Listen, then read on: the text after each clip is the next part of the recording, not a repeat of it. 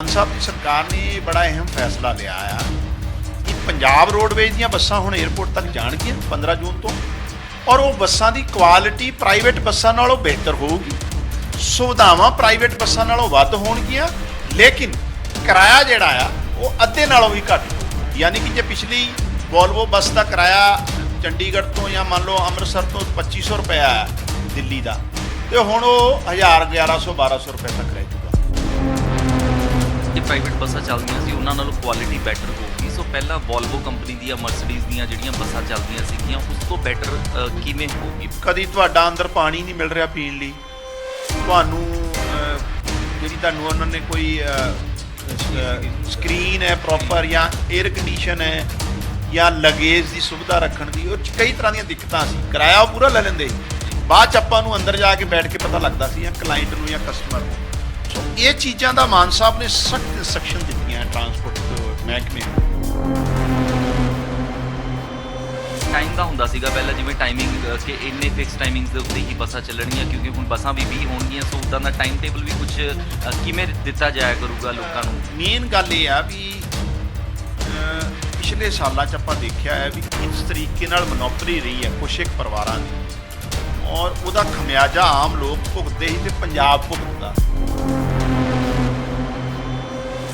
Aam Aadmi party ਦੀ ਸਰਕਾਰ ਬਣਨ ਤੋਂ ਪਹਿਲਾਂ ਹੀ ਮੁੱਖ ਮੰਤਰੀ ਭਗਵੰਤ ਮਾਨ ਵੱਲੋਂ ਇਹ ਵਾਅਦੇ ਕੀਤੇ ਗਏ ਸੀਗੇ ਕਿ ਜਿਵੇਂ ਹੀ ਸਰਕਾਰ ਬਣੂਗੀ ਸੋ ਟਰਾਂਸਪੋਰਟ ਮਾਫੀਆ ਨੂੰ ਔਰ ਇਦਾਂ ਦੇ ਕਈ ਹੋਰ ਮੁੱਦਿਆਂ ਨੂੰ ਠੱਲ ਪਾਈ ਜਾਏਗੀ। ਤਾਂ ਉਸੇ ਵੱਲ ਵਾਧੇ ਹੋਏ ਜਿਹੜਾ ਨਵਾਂ ਕਦਮ ਜਿਹੜਾ ਉਹ ਚੁੱਕਿਆ ਜਾ ਰਿਹਾ ਆਮ ਆਦਮੀ ਪਾਰਟੀ ਵੱਲੋਂ। ਔਰ ਮਾਲਵਿੰਦਰ ਕੰਗ ਜੀ ਸਾਡੇ ਨਾਲ ਨੇ।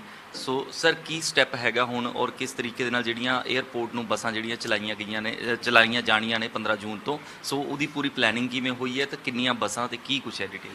ਦੇਖੋ, ਗੱਲ ਇਹ ਆ ਵੀ ਆਪਾਂ ਦੇਖਿਆ ਪਿਛਲੇ ਸਾਲਾਂ 'ਚ ਪ੍ਰਾਈਵੇਟ ਬੱਸਾਂ ਨੂੰ ਲੈ ਕੇ, ਖਾਸ ਕਰ ਵੋਲਵੋ ਜਿਹੜੀਆਂ ਬੱਸਾਂ 에ਅਰ ਕੰਡੀਸ਼ਨ, ਉਹਨਾਂ ਨੂੰ ਲੈ ਕੇ ਬੜੀ ਕੰਟਰੋਵਰਸੀ ਰਹੀ ਆ।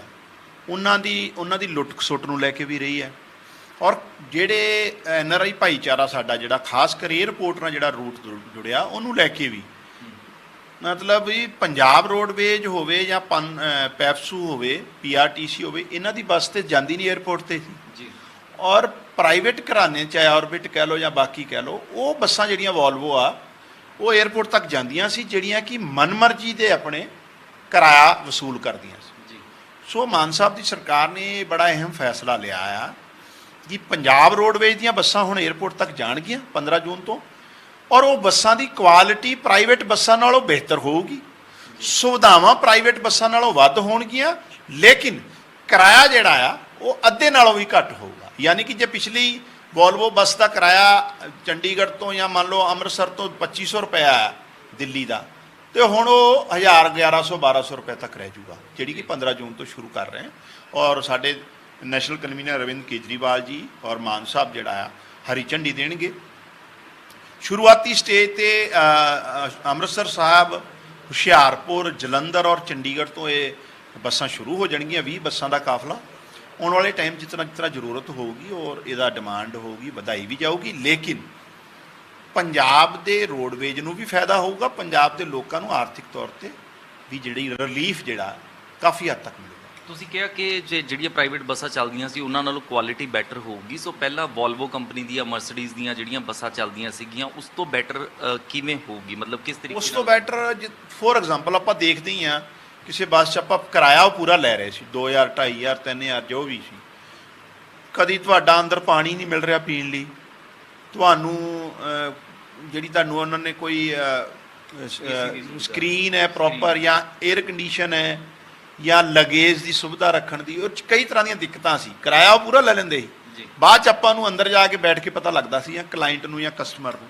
ਸੋ ਇਹ ਚੀਜ਼ਾਂ ਦਾ ਮਾਨ ਸਾਹਿਬ ਨੇ ਸਖਤ ਇੰਸਟਰਕਸ਼ਨ ਦਿੱਤੀਆਂ ਟਰਾਂਸਪੋਰਟ ਮਹਿਕਮੇ ਨੂੰ ਕਿ ਸੁਵਿਧਾਵਾਂ ਲੋਕਾਂ ਨੂੰ ਵੱਧ ਮਿਲਣ, ਕਿਰਾਇਆ ਜਿਹੜਾ ਆ ਉਹ ਘੱਟ ਹੋਵੇ, ਔਰ ਦੋਨਾਂ ਚੀਜ਼ਾਂ ਤੇ ਅਮਲ ਕੀਤਾ ਟਰਾਂਸਪੋਰਟ ਡਿਪਾਰਟਮੈਂਟ ਨੇ। ਔਰ ਮੈਨੂੰ ਲੱਗਦਾ ਹੈ ਵੀ ਇਹਦੇ ਨਾਲ NRI ਭਾਈਚਾਰੇ ਨੂੰ ਬਹੁਤ ਵੱਡੇ ਸਤਰ ਤੇ ਜਿਹੜੇ ਖੱਜਲ ਖਰਾਬ ਹੁੰਦੇ ਸੀ ਨਾ, ਉਹਨਾਂ ਨੂੰ ਫਾਇਦਾ ਹੋਊਗਾ ਔਰ ਪੰਜਾਬ ਦਾ ਰੈਵਨਿਊ ਵੀ ਵਧੂਗਾ। ਹਾਲਾਂਕਿ ਕਿਰਾਇਆ ਦੂਰੀ ਦੇ ਉੱਤੇ ਡਿਪੈਂਡ ਕਰਦਾ ਹੈ, ਪਰ ਫਿਰ ਵੀ ਅੰਮ੍ਰਿਤਸਰ ਤੋਂ ਅਗਰ ਕਹੀਏ ਤਾਂ ਦਿੱਲੀ ਤੱਕ ਦਾ ਕਿਰਾਇਆ ਕੀ ਹੋਏਗਾ? ਤੇ ਜੇ ਵਿੱਚੋਂ ਜਿਵੇਂ ਤੁਸੀਂ ਵਿਚਲੇ ਅਗਰ ਕਿਸੇ ਸਟੇਸ਼ਨ ਤੋਂ ਜਾਂਦੇ ਤਾਂ ਕੀ ਹੋਊਗਾ ਕਿਰਾਇਆ? ਕੁਝ ਤੈਅ ਹੋਇਆ? ਮੈਨੂੰ ਲੱਗਦਾ ਵੀ ਜਿਸ ਤਰ੍ਹਾਂ ਅੰਮ੍ਰਿਤਸਰ ਤੋਂ 2550 ਰੁਪਏ ਇੱਕ ਪ੍ਰਾਈਵੇਟ ਬੱਸ ਫੇਅਰ ਕਰ ਰਹੀ ਸੀ ਵਸੂਲ ਪਹਿਲਾਂ, ਉਹਦਾ ਹੁਣ ਕਿਰਾਇਆ ਆਲਮੋਸਟ 1000 ਤੋਂ ਲੈ ਕੇ 1200 ਦੇ ਵਿੱਚ ਰਹਿ ਜੂਗਾ, ਇੰਨੇ ਦੇ ਵਿੱਚ ਰਹਿ ਜੂਗਾ ਜੀ।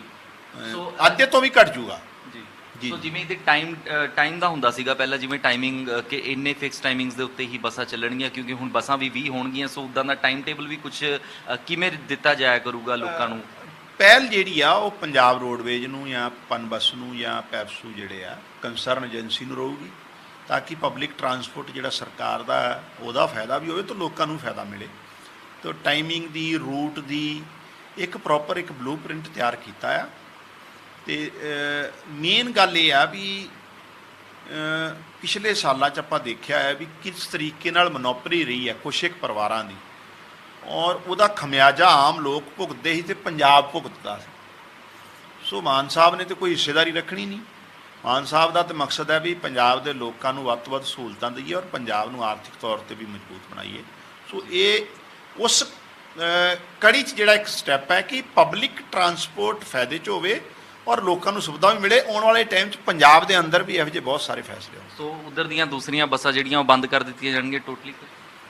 ਨਹੀਂ, ਦੇਖੋ ਬੰਦ ਕਰਨਾ ਜਾਂ ਨਹੀਂ ਕਰਨਾ ਇਹ ਮੈਨੂੰ ਲੱਗਦਾ ਇੱਕ ਅਲੱਗ ਪਹਿਲੂ ਆ। ਆਪਾਂ ਕਿਸੇ ਨੂੰ ਡੈਮੋਕ੍ਰੇਸੀ ਹੈ, ਜਿਹੜੇ ਕਾਨੂੰਨੀ ਤੌਰ ਤੇ ਜਿਨ੍ਹਾਂ ਨੂੰ ਅਲਾਊ ਹੋਊਗਾ ਰੂਟ, ਲੇਕਿਨ ਇਹ ਪਹਿਲ ਨਹੀਂ ਹੋਊਗੀ ਪ੍ਰਾਈਵੇਟ ਨੂੰ। ਮੈਂ ਜਿਹੜੀ ਮੋਟੀ ਜੀ ਗੱਲ ਹੈ ਨਾ, ਜਿਹੜੀ ਗੱਲ ਅੱਗੇ ਨਹੀਂ ਤੇ ਪ੍ਰਾਈਵੇਟ ਵਾਲੇ ਤਾਂ ਹੀ ਤੇ ਜਾਂਦੇ ਸੀ ਕਿ ਚਾਹੇ ਪੰਜਾਬ ਦੇ ਅੰਦਰ ਹੀ ਆਪਾਂ ਦੇਖਦੇ ਹਾਂ ਨਾ ਵੀ ਆਪਣਾ ਪਬਲਿਕ ਟਰਾਂਸਪੋਰਟ ਘਾਟੇ 'ਚ ਹੈ ਤੇ ਪ੍ਰਾਈਵੇਟ ਸਾਰਾ ਫਾਇਦੇ 'ਚ ਹੈ। ਚਾਹੇ ਆਪਾਂ ਚੰਡੀਗੜ੍ਹ ਤੋਂ ਅਬੋਹਰ ਜਾਈਏ, ਫਾਜ਼ਿਲਕਾ ਜਾਈਏ, ਅੰਮ੍ਰਿਤਸਰ ਜਾਈਏ, ਉਹਦਾ ਕਾਰਨ ਇਹ ਸੀ ਵੀ ਜਿਹੜੇ ਰੂਟ ਸੀ ਜਾਂ ਟਾਈਮਿੰਗ ਸੀ ਉਹਦੇ 'ਚ ਪਾਰਟੀਕੂਲਰ ਕੁਝ ਪਰਿਵਾਰਾਂ ਨੂੰ ਜਾਂ ਘਰਾਣਿਆਂ ਨੂੰ ਫੇਵਰਿਜ਼ਮ ਹੁੰਦਾ ਰਿਹਾ। ਕੰਗ ਸਾਹਿਬ, ਇੱਕ ਚੀਜ਼ ਜ਼ਰੂਰ ਆਉਂਦੀ ਰਹੀ ਹੈ ਸਾਹਮਣੇ, ਜਿਵੇਂ ਤੁਸੀਂ ਘਾਟੇ ਦੀ ਗੱਲ ਕੀਤੀ ਹੈ, ਕਈ ਵਾਰ ਅਸੀਂ ਜਿਵੇਂ ਦੇਖਦੇ ਹਾਂ ਕਿ ਨਾਰਮਲੀ ਸਰਕਾਰੀ ਸਾਈਟਾਂ ਦੇ ਉੱਤੇ ਜਿਵੇਂ ਬੁਕਿੰਗ ਕਰਾਈ ਹੈ ਕਿਸੇ ਨੇ, ਉਹ ਈਜ਼ੀ ਨਹੀਂ ਹੈ, ਜਾਂ ਫਿਰ ਕੱਲ ਨੂੰ ਕੋਈ ਇਸ਼ੂ ਆ ਗਿਆ, ਕੋਈ ਆਪਣੀ ਬੱਸ ਬੋਰਡ ਨਹੀਂ ਕਰ ਪਾਇਆ, ਉਹਦਾ ਰੀਫੰਡ ਦਾ, ਇਦਾਂ ਦੇ ਕੁਝ ਇਸ਼ੂਜ਼ ਕਰਕੇ ਵੀ ਸਰਕਾਰੀ ਬੱਸਾਂ ਤੋਂ ਲੋਕ ਭੱਜ ਕੇ ਪ੍ਰਾਈਵੇਟ ਵੱਲ ਨੂੰ ਜਾਂਦੇ ਕਿਉਂਕਿ ਉਹਨਾਂ ਨੂੰ ਈਜ਼ੀ ਲੱਗਦਾ ਹੈ। ਸੋ ਇਹਦਾ ਵੀ ਕੁਝ ਤੁਸੀਂ ਤਰੀਕਾ? ਗੱਲ ਬਿਲਕੁਲ ਦਰੁਸਤ ਹੈ ਤੁਹਾਡੀ। ਜਿਹੜਾ ਮਕੈਨਿਜ਼ਮ ਹੈ ਨਾ ਉਹ ਬਹੁਤ ਟਰਾਂਸਪੇਰੈਂਟ ਵੀ ਹੋਵੇ ਤੇ ਦਰੁਸਤ ਵੀ ਹੋਵੇ।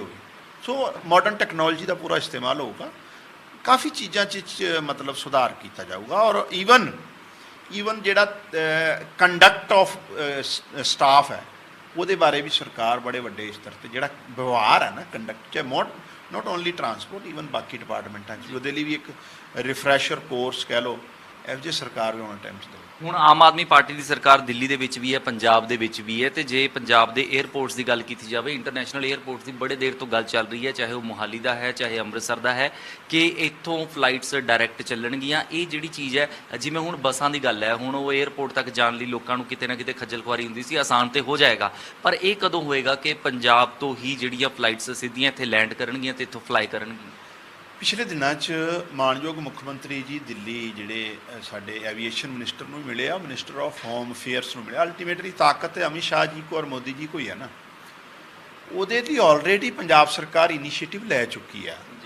ਤਕਰੀਬਨ 1 ਮਹੀਨੇ ਤੋਂ ਉੱਪਰ ਹੋ ਗਿਆ ਕਿ ਜਿੱਥੇ ਮਾਨ ਸਾਹਿਬ ਨੇ ਸੈਂਟਰ ਸਰਕਾਰ ਨੂੰ ਬੇਨਤੀ ਕੀਤੀ ਆ ਵੀ ਚੰਡੀਗੜ੍ਹ ਤੋਂ ਨਾਟ ਓਨਲੀ ਅਰਬ ਕੰਟਰੀਆਂ ਨੂੰ ਤਾਂ ਫਲਾਈਟ ਹੁਣ ਵੀ ਜਾ ਰਹੀਆਂ, ਲੇਕਿਨ ਯੂਰਪ, ਨਾਰਥ ਅਮਰੀਕਾ, ਕੈਨੇਡਾ ਇੱਥੇ ਜ਼ਰੂਰ ਜਾਣ। ਸਾਡੇ ਬਹੁਤ ਵੱਡਾ ਤਬਕਾ ਜਿਹੜਾ ਇੱਥੇ ਮੁਲਕਾਂ 'ਚ ਰਹਿੰਦਾ। ਸੋ ਮੈਨੂੰ ਲੱਗਦਾ ਵੀ ਸੈਂਟਰ ਨੂੰ ਇਹ ਪੋਜ਼ਿਟਿਵਲੀ ਇਹ 'ਤੇ ਸੋਚਣਾ ਚਾਹੀਦਾ, ਔਰ ਸਾਡੇ ਪੰਜਾਬ ਦੀ ਡਿਮਾਂਡ ਵੀ ਆ, ਪੰਜਾਬ ਦੇ ਲੋਕਾਂ ਦੀ ਵਰਲਡ ਵਾਈਡ ਡਿਮਾਂਡ ਹੈ। ਸੋ ਇਸ 'ਤੇ ਪੰਜਾਬ ਸਰਕਾਰ ਆਲਰੇਡੀ ਇਨੀਸ਼ੀਏਟਿਵ ਲੈ ਚੁੱਕੀ ਹੈ। ਆਖਰੀ ਸਵਾਲ ਹੈ, ਟਰਾਂਸਪੋਰਟ ਮੰਤਰੀ ਦੀ ਇੱਕ ਵੀਡੀਓ ਵਾਇਰਲ ਹੁੰਦੀ ਹੈ ਜਿਹਦੇ ਵਿੱਚ ਉਹ ਖੁਦ ਹੀ ਜਿਹੜਾ ਕਿਤੇ ਨਾ ਕਿਤੇ ਟਰਾਂਸਪੋਰਟ ਰੂਲਸ ਨੂੰ ਤੋੜਦੇ ਹੋਏ ਦਿਖਾਈ ਦਿੰਦੇ ਨੇ, ਵਾਇਰਲ ਹੋ ਜਾਂਦੀ ਹੈ। ਉਸ ਤੋਂ ਬਾਅਦ ਹੁਣ ਦੇਵ ਮਾਨ ਜੀ ਦੀ ਆਉਂਦੀ ਹੈ, ਜੋ ਕਿ ਸਕੂਲ ਦੇ ਵਿੱਚ ਇੱਕ ਗੀਤ ਗਾ ਰਹੇ ਨੇ ਬੱਬੂ ਮਾਨ ਦਾ, ਕਿ ਤੋਬਾ ਤੋਬਾ ਨਜ਼ਰ ਨਾ ਲੱਗ ਜਾਏ ਸਾਡੀ ਸਰਕਾਰ ਨੂੰ, ਮੇਰੀ ਸਰਕਾਰ ਨੂੰ। ਸੋ ਦੋਨੋਂ ਪਾਸੇ ਲੱਗਦੀ ਹੈ ਗੱਲ ਕਿ ਆਪਣੀ ਸਰਕਾਰ ਦੇ ਲਈ ਦੁਹਾਈ ਵੀ ਮੰਗ ਰਹੇ ਨੇ, ਤੇ ਇਸ ਨੂੰ ਮਜ਼ਾਕ ਬਣਾ ਕੇ ਵੀ ਦੇਖਿਆ ਜਾ ਰਿਹਾ। ਨਾਲ ਹੀ ਨਾਲ ਕਿਤੇ ਨਾ ਕਿਤੇ ਜਿਹੜੇ ਆਮ ਆਦਮੀ ਪਾਰਟੀ ਦੇ ਚਾਹੇ ਮਿਨਿਸਟਰ ਨੇ ਚਾਹੇ ਐਮਐਲਏਜ਼ ਨੇ, ਉਹਨਾਂ ਨੂੰ ਹਲਕਾ ਦਿਖਾਉਣ ਦੀ ਕੋਸ਼ਿਸ਼ ਵੀ ਕਿਤੇ ਨਾ ਕਿਤੇ ਕੀਤੀ ਜਾ ਰਹੀ ਹੈ। ਇਹਨੂੰ ਕਿਵੇਂ ਲੈਂਦੇ ਹੋ ਤੁਸੀਂ? ਦੇਖੋ ਤੱਕ ਦੇਵ ਮਾਨ ਜੀ ਦੀ ਗੱਲ ਹੈ, ਉਹ ਤੇ ਆਲਰੇਡੀ ਇੱਕ ਸਿੰਗਿੰਗ ਬੈਕਗਰਾਊਂਡ 'ਚੋਂ ਆਏ ਆ। ਸੋ ਉਹਨਾਂ ਨੇ ਉਸ ਲਿਹਾਜ਼ 'ਚ ਕੋਈ ਲੈਣਾ ਲਿਖਤੀਆਂ ਹੋਣਗੀਆਂ ਜਾਂ ਗਾਤੀਆਂ ਹੋਣਗੀਆਂ, ਮੈਨੂੰ ਲੱਗਦਾ ਨਹੀਂ ਉਹਨੂੰ ਹਾਏ ਤੌਬਾ ਕਰਨ ਦੀ ਗੱਲ ਹੈ ਨਹੀਂ। ਜਿੱਥੋਂ ਤੱਕ ਭੁੱਲਰ ਸਾਹਿਬ ਦੀ ਗੱਲ ਹੈ, ਜਿਹੜੇ ਸਾਡੇ ਟਰਾਂਸਪੋਰਟ ਮਿਨਿਸਟਰ, ਦੇਖੋ ਭੁੱਲਰ ਸਾਹਿਬ ਨੇ ਵੀ ਕਲੈਰੀਫਾਈ ਤੇ ਕਰਤਾ ਹੈ ਇਸ਼ੂ ਸਾਰਾ, ਔਰ ਈਵਨ ਅਪੋਲੋਜਾਈਜ਼ ਵੀ ਕੀਤਾ ਵੀ ਚਲੋ ਪਬਲਿਕ ਲਾਈਫ 'ਚ ਜਿਹੜੇ ਬੰਦੇ ਦਾ ਕੰਡਕਟ ਹੈ ਉਹ ਡਿਸਿਪਲਿਨਡ ਹੋਣਾ ਚਾਹੀਦਾ। ਲੇਕਿਨ ਮੈਂ ਇਸ 'ਤੇ ਵੀ ਦੱਸਾਂ, ਮਾਣਯੋਗ ਮੁੱਖ ਮੰਤਰੀ ਜੀ ਨੇ ਸਾਡੇ ਸਾਰੇ ਲੀਡਰ ਸਾਹਿਬਾਨਾਂ ਨੂੰ ਹਦਾਇਤਾਂ ਜਾਰੀ ਕੀਤੀਆਂ, ਚਾਹੇ ਉਹ ਐਮਐਲਏ ਹੈ ਚਾਹੇ ਮਿਨਿਸਟਰ ਹੈ, ਪਬਲਿਕ ਕੰਡਕਟ ਜਿਹੜਾ ਹੈ ਇਹਨਾਂ ਦਾ ਬਹੁਤ ਜਿਹੜਾ ਸਲੀਕੇ ਵਾਲਾ ਔਰ ਨਮਰਤਾ ਵਾਲਾ ਹੋਣਾ ਚਾਹੀਦਾ ਹੈ, ਲੋਕਾਂ ਲਈ ਐਗਜ਼ੈਂਪਲਰੀ ਹੋਣਾ ਚਾਹੀਦਾ। ਸੋ ਮੈਨੂੰ ਲੱਗਦਾ ਆਉਣ ਵਾਲੇ ਟਾਈਮ 'ਚ ਇਹ ਲੋਕ ਧਿਆਨ ਰੱਖਣਗੇ। ਇਹਦੇ ਨਾਲ ਵਿਰੋਧੀਆਂ ਨੂੰ ਕੀ ਜਵਾਬ ਦੋਗੇ ਜਦੋਂ ਮਜ਼ਾਕ ਬਣਾਉਣ ਦੀ ਕੋਸ਼ਿਸ਼ ਕਰਦੇ ਨੇ ਕਿ ਆਮ ਆਦਮੀ ਪਾਰਟੀ ਦੇ ਜਿਹੜੇ ਐਮਐਲਏਜ਼ ਨੇ ਜਾਂ ਲੀਡਰਸ ਨੇ ਉਹ ਹਾਸੋਹੀਣ ਨੇ, ਇਦਾਂ ਦੀਆਂ ਗੱਲਾਂ ਜਿਹੜੀਆਂ ਕਰਕੇ ਪੋਸਟ ਕੀਤਾ ਜਾਂਦਾ? ਵਿਰੋਧੀਆਂ ਕੋ ਤੇ ਹੁਣ ਕਹਿਣ ਨੂੰ ਕੁਛ ਨਹੀਂ ਰਹਿ ਗਿਆ। ਸੋ ਉਹਨਾਂ ਨੇ ਤੇ ਖਾਮੀਆਂ ਇਹੋ ਜਿਹੀਆਂ ਕੱਢਣੀਆਂ ਆ ਕਿ ਉਹ ਗੱਡੀ ਤੇ ਚੜ੍ਹ ਕੇ ਬਹਿ ਗਿਆ ਸੀ, ਕਿਹੜਾ ਨਹੀਂ ਬਹਿੰਦਾ ਗੱਡੀ ਦੇ ਉੱਪਰ, ਸਾਰੇ ਬਹਿੰਦੇ ਆ। ਲੇਕਿਨ ਫਿਰ ਵੀ ਮਾਨਯੋਗ ਮੁੱਖ ਮੰਤਰੀ ਜੀ ਨੇ ਆਪਣੇ ਸਾਰੇ ਵਜ਼ੀਰਾਂ ਨੂੰ ਔਰ ਐਮਐਲਏ ਨੂੰ ਕਿਹਾ ਵੀ ਪਬਲਿਕ ਕੰਡਕਟ ਵੈਲ ਡਿਸਿਪਲਿਨਡ ਹੋਣਾ ਚਾਹੀਦਾ, ਵੈਲ ਮੈਨਰਡ ਹੋਣਾ ਚਾਹੀਦਾ, ਇਹਦੇ 'ਚ ਕਿਸੇ ਤਰ੍ਹਾਂ ਦੀ ਕੋਈ ਕਤਾਈ ਨਹੀਂ ਹੋਣੀ ਚਾਹੀਦੀ। ਸੋ ਮੈਨੂੰ ਲੱਗਦਾ ਆਉਣ ਵਾਲੇ ਟਾਈਮ ਧਿਆਨ ਰੱਖੋ। ਮਿਹਰਬਾਨੀ ਸਾਡੇ ਨਾਲ ਗੱਲ ਕਰਨ ਲਈ।